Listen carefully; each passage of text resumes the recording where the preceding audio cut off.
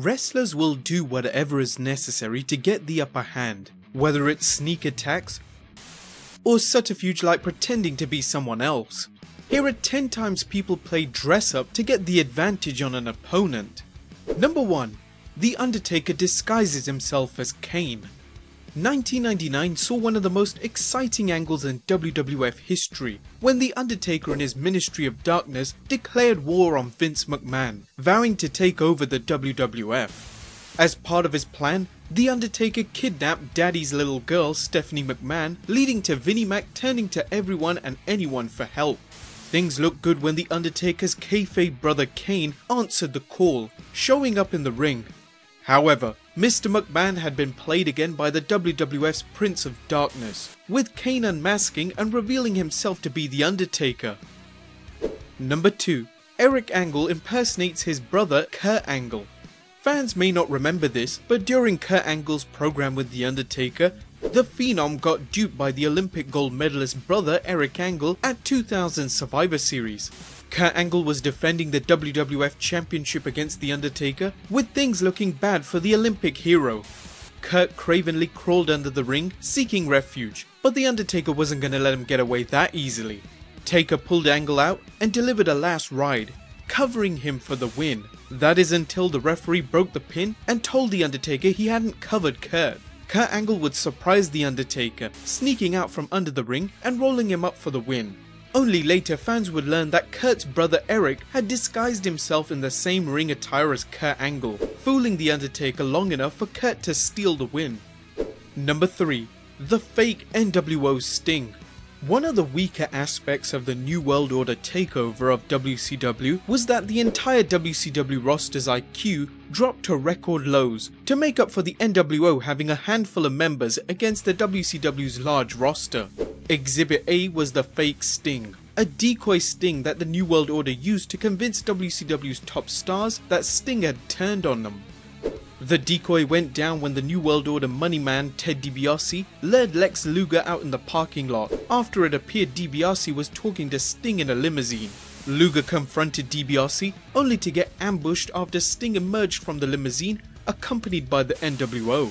The men in black and white gave the total package a total beatdown, leading him to believe his friend Sting had turned his back on him and WCW. Despite Sting's protests, his friends refused to believe him, leading to Sting turning his back on WCW for several months and watching the NWO lay waste to WCW. Number 4. CM Punk as a Druid. Given The Undertaker's status as the WWE's resident badass, we can't blame wrestlers for trying to fake him out any way possible. Not only did Kurt Angle use a decoy to get the drop on Taker, but so did CM Punk when he was vying to become the first man to defeat The Undertaker at Wrestlemania. While the straight-edge superstar didn't get the job done at Wrestlemania, he did have a good build-up to it, including a segment where he impersonated one of The Undertaker's druids, attacking The Undertaker and repeatedly blasting him with The Undertaker's urn. Number 5. Eric Bischoff as a minister. When the WWE announced its ambiguously gay tag team Billy and Chuck were going to have a commitment ceremony on SmackDown, the WWE even convinced activist group Gay and Lesbian Alliance Against Defamation, aka GLAAD, that the WWE was a progressive company, getting GLAAD to help the WWE receive mainstream exposure for their modern sensibilities. However, GLAAD weren't happy when Billy and Chuck revealed at the ceremony that they weren't gay, but had just used their commitment ceremony as a publicity stunt. However, there was a surprise for Billy and Chuck when the minister tore off his mask, revealing himself as Raw General Manager Eric Bischoff. Bischoff had his goons from 3 Minute Warning run in, laying out Billy and Chuck while he restrained his SmackDown rival Stephanie. Bischoff's decoy led to not only Billy and Chuck getting destroyed by 3 Minute Warning, but Stephanie also, as Jamal delivered a Samoan drop to her during the chaos. Number 6. Chris Jericho as a Rey Mysterio fan. As you can see, masked wrestlers make great disguises because they're so easy to impersonate. While fans may remember Chris Jericho impersonating Sin Cara to attack Kevin Owens last year, that pales in comparison to Y2J's insidious attack on Rey Mysterio during their 2009 feud. Mysterio was on his way to the ring when he stopped to interact with the young fan. In case you don't remember, Mysterio would gently touch heads with young fans wearing Rey Mysterio masks. Undoubtedly disguised by Mysterio's cheap ploys to sell his masks, a masked Jericho bumped heads with Rey, then attacked him from behind, delivering a grown-up beatdown on the WWE's High Flyer. Number 7. Another Doink? WWE fans knew that there were several wrestlers who portrayed Doink the Clown after Matt Bourne left the WWF. However, Chris Jericho got in on the action, impersonating Doink so he could ambush his rival William Regal. Y2J would don the clown outfit, ambushing Regal and locking him in the walls of Jericho. As funny as that was, it's nowhere near funny as what happened backstage when Shawn Michaels saw Jericho arrayed as Doink. In his book, Undisputed: How to Become the World Champion in 1372 Easy Steps, Jericho recalls, "Shawn got in my clown face and gave me the Larry David-esque suspicious stare, and I noticed he was pretty wasted. 'What's going on, Chris?' he said, his eyelids drooping and his speech slurring. 'Are you doing the Doink gimmick now?' 'No, I'm just doing it for tonight. I'm ambushing Regal.' 'So you're gonna be Doink now?' 'No, I'm just doing it for one night as a way to surprise Regal.' 'But why do you have to be Doink?' he asked again, slowly swaying back and forth. 'But I'm not Doink. Shawn, it's just for tonight.' I felt like Abbott and Costello, except instead of who's on first, the routine was who's on drugs, and it wasn't me."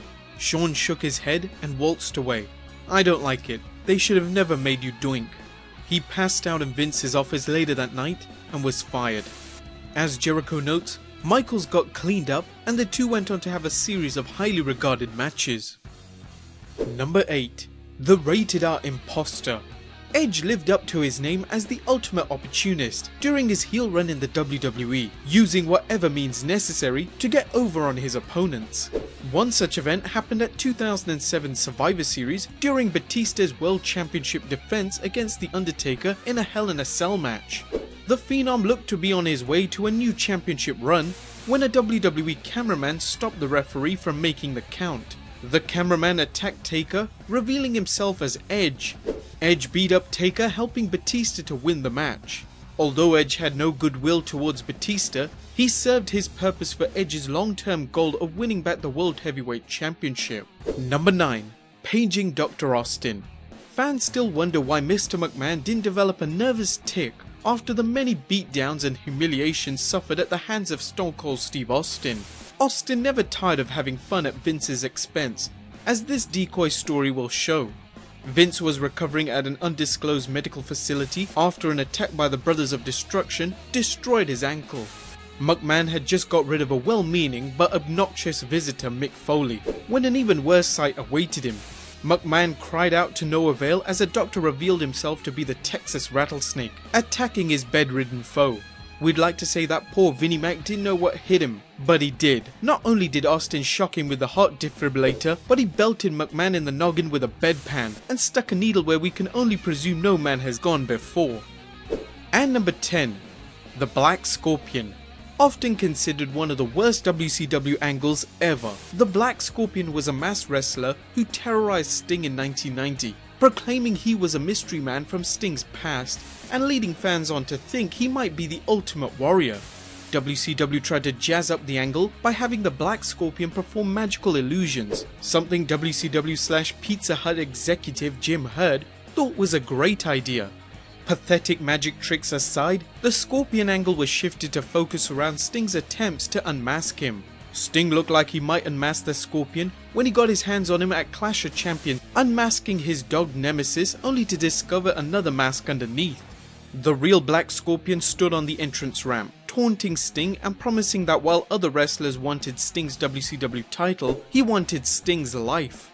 Sting would finally meet the Black Scorpion at Starrcade 1990 in a steel cage match, putting his WCW championship up against the Black Scorpion's mask.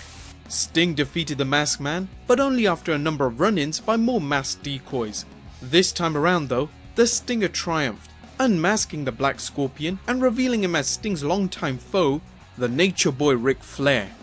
Well guys, there you have it. 10 times wrestlers tried to decoy their opponents.